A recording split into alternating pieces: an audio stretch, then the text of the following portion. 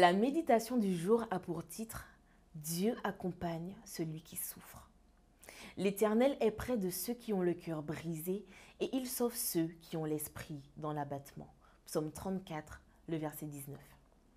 Depuis toujours, Satan a essayé de vendre l'idée selon laquelle Dieu haïrait les pécheurs et leur montrerait sa haine en leur envoyant des malédictions.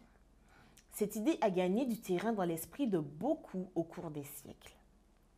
Nous savons que des civilisations anciennes se sont fondées sur la croyance selon laquelle leur Dieu réagissait selon le comportement des êtres humains et qu'il était nécessaire de leur apporter des offrandes pour apaiser leur colère et empêcher qu'ils déversent leur fureur sur les mortels.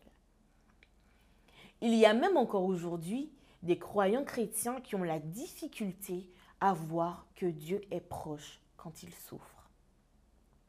Les larmes qui coulent de leurs yeux brouillent momentanément leur vision et il faut que ces larmes cessent pour que leur vision soit claire.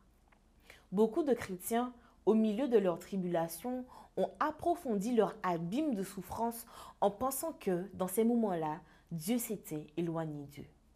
Cela n'a rien de nouveau.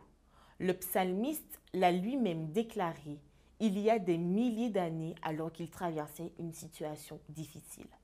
Mon Dieu, pourquoi m'as-tu abandonné? Pourquoi te tiens-tu si loin? Pourquoi ne me sauves-tu pas? Pourquoi n'entends-tu pas mes cris? Ne t'éloigne pas de moi quand la détresse est proche, quand personne ne vient à mon secours. Psaume 22, les versets 2 et 12. Et comme si cela ne suffisait pas, apparaissent parfois ceux qui semblent avoir pour ministère celui d'abattre celui qui est déjà abattu. Ce n'est pas non plus nouveau. Les paroles d'Éliphaz, l'ami de Job, qui est venu le consoler alors qu'il souffrait, nous montrent comment fonctionne ce ministère.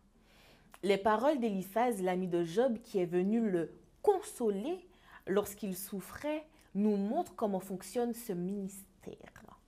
Souviens-toi, je t'en prie, quel est l'innocent qui a disparu? Où les gens droits ont-ils péri? Comme je l'ai vu, ceux qui labourent le mal et qui sèment l'oppression en font aussi la moisson. Ils disparaissent par le souffle de Dieu, ils sont exterminés par le vent de sa colère. Job 4, les versets 7 et 9. Même si les paroles d'Éliphaz sont justes, ce n'est pas le type de message à délivrer à une personne qui souffre. La Bible enseigne que Dieu n'abandonne pas ceux qui souffrent, mais qu'il est près de ceux qui ont le cœur brisé. Cela signifie que si la souffrance est injuste, il y a l'espérance de la délivrance, de la force si la souffrance est imméritée, du pardon si nous souffrons à cause de nos propres erreurs. Les circonstances varient, mais une chose demeure, Dieu ne nous abandonne jamais. Il est au contraire près de nous pour nous sauver.